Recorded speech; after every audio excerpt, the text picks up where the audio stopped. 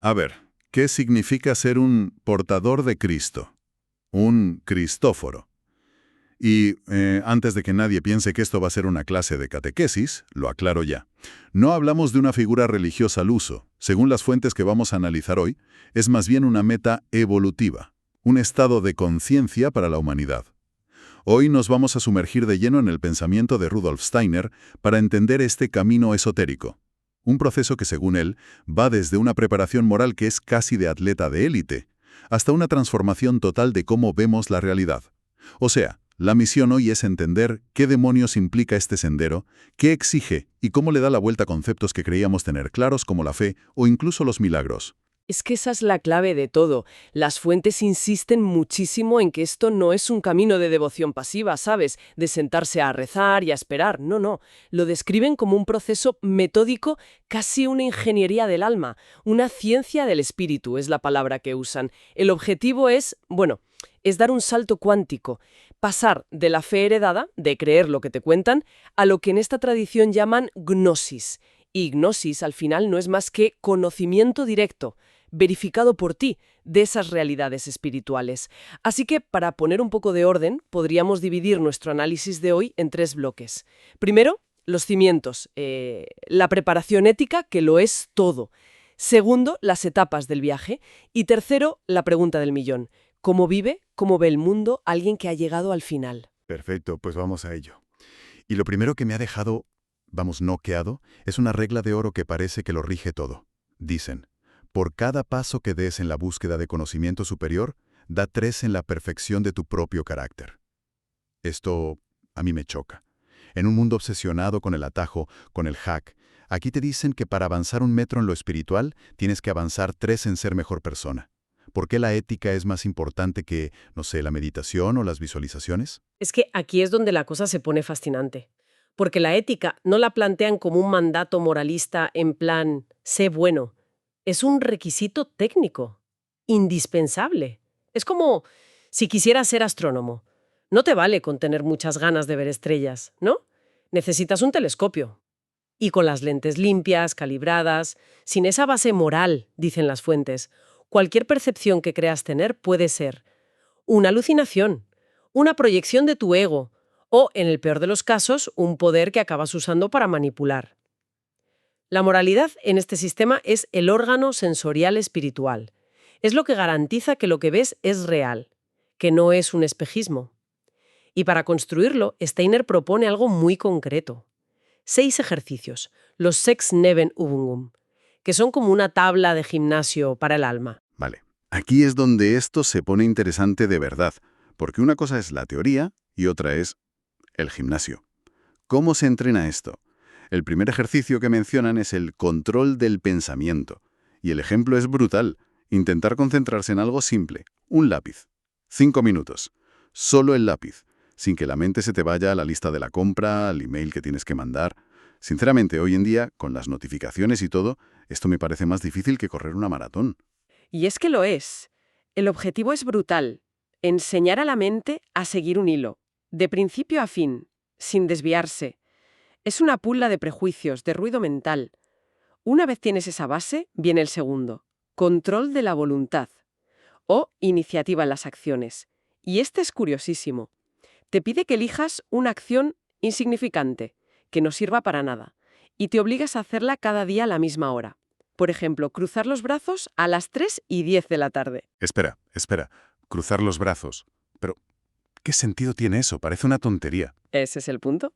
Como no tiene un propósito fuera, la única razón para hacerlo es que tú lo has decidido. Es un acto de pura voluntad. El objetivo es demostrarle a tu cerebro, a tus patrones automáticos, quién manda. Es romper el piloto automático en algo pequeño para luego poder hacerlo en lo grande.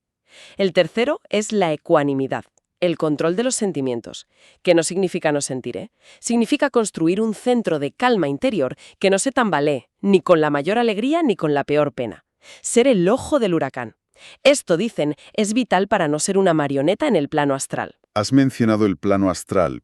Para quien no esté familiarizado, ¿podemos ponerle un marco a esto? Claro, de forma muy sencilla, según estas fuentes, el plano astral es una dimensión no física donde nuestras emociones, deseos, pensamientos tienen una forma casi tangible. ¿Real? Es un mundo muy fluido, muy cambiante, y si no tienes ese centro, esa ecuanimidad, eres como una barca sin timón en una tormenta.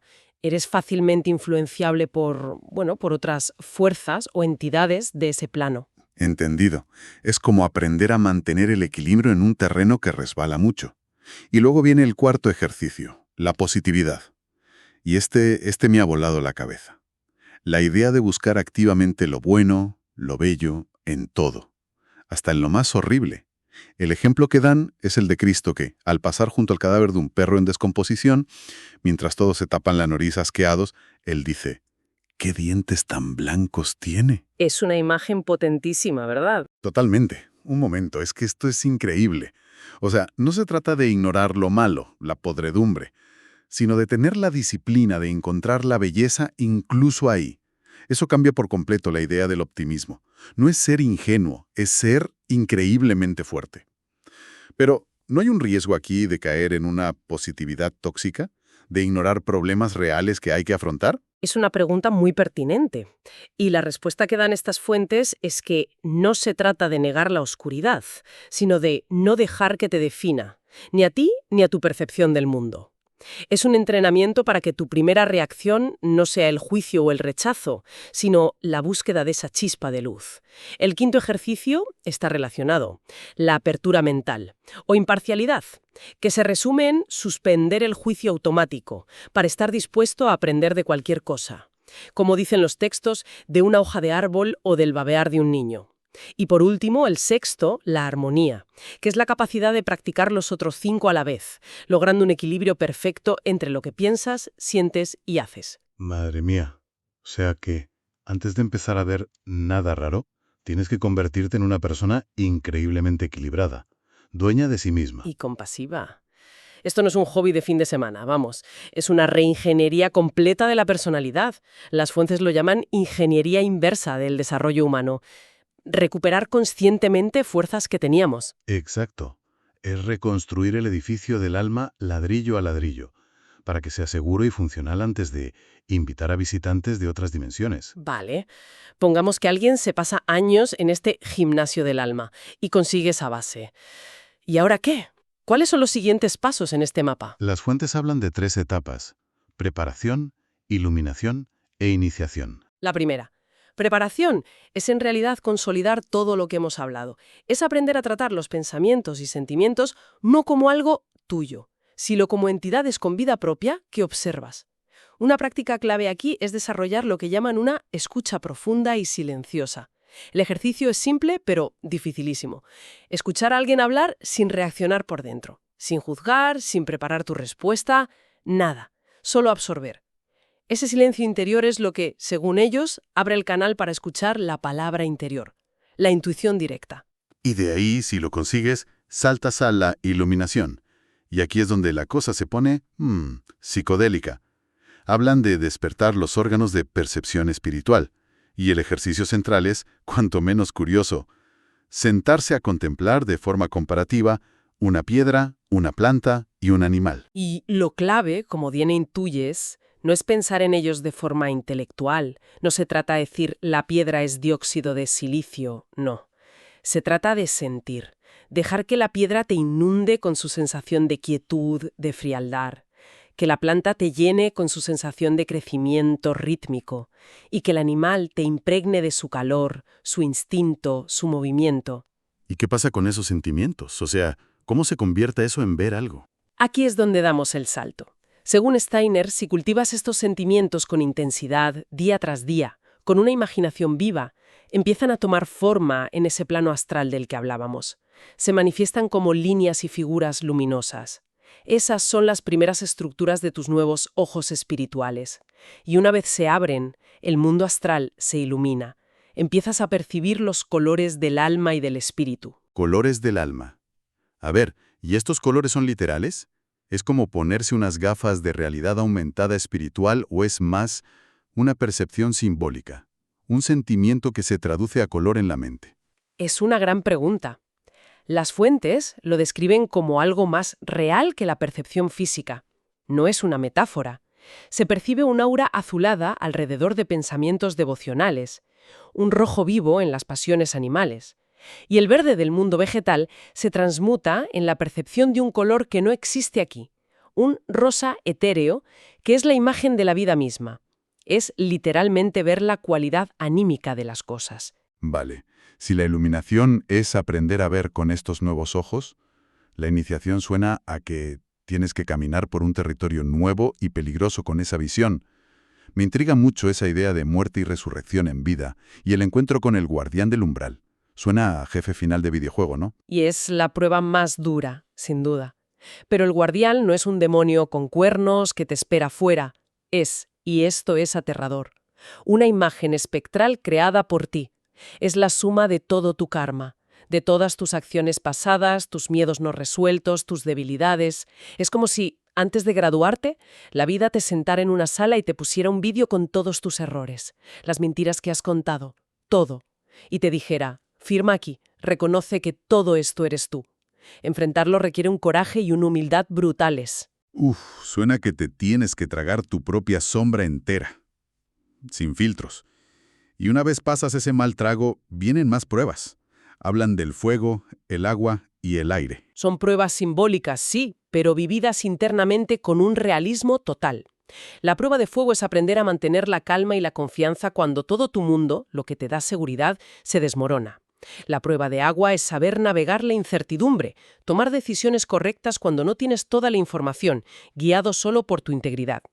Y la prueba de aire es actuar desde tu intuición más profunda, sin depender de la aprobación de nadie. Una vez superado todo esto, te encuentras con el gran guardián del umbral, a quien las fuentes identifican con el ser crístico. Y ahí llega la elección final. El camino negro y el camino blanco. La elección a lo Morfeo en Matrix, vamos. Exacto. El camino negro es la tentación de usar todo ese conocimiento para tu propia salvación, para alcanzar un éxtasis individual y olvidarte del mundo.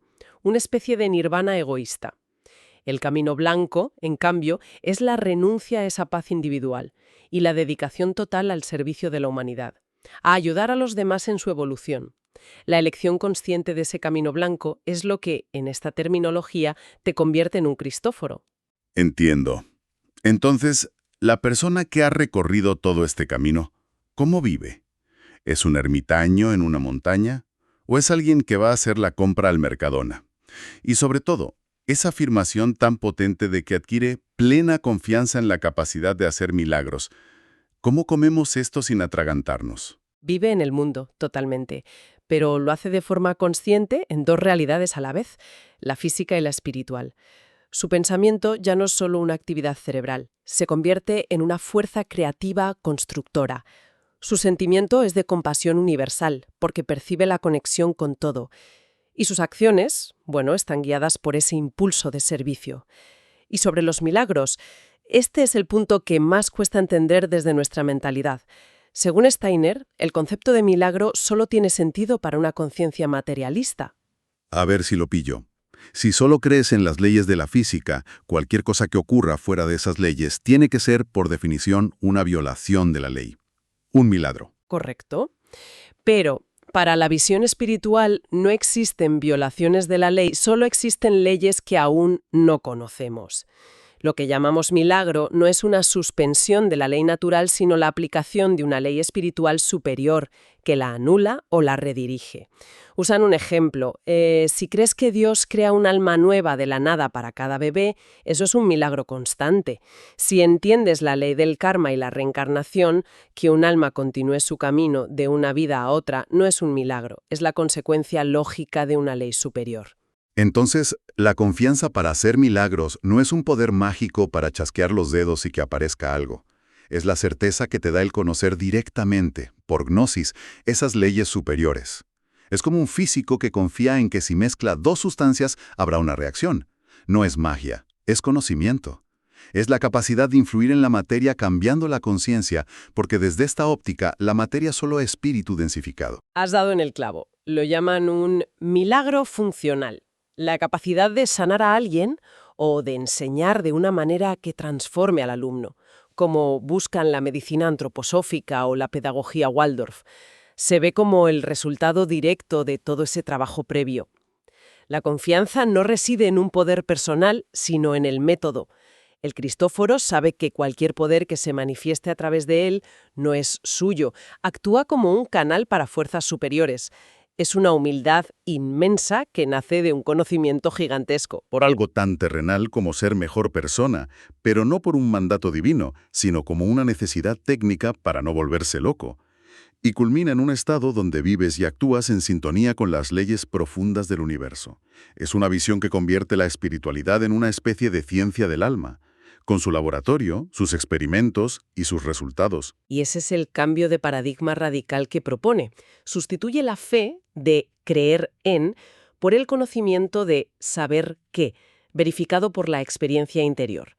El objetivo final que describe Steiner no es crear una pequeña élite de iniciados, sino que este camino se convierta en una posibilidad para todo ser humano, que cada persona pueda llegar a ser un agente consciente de la evolución, ayudando a que lo que él llama el Cristo como espíritu de la tierra se manifieste a través de la humanidad. Para terminar, me quedo con una idea que da mucho que pensar.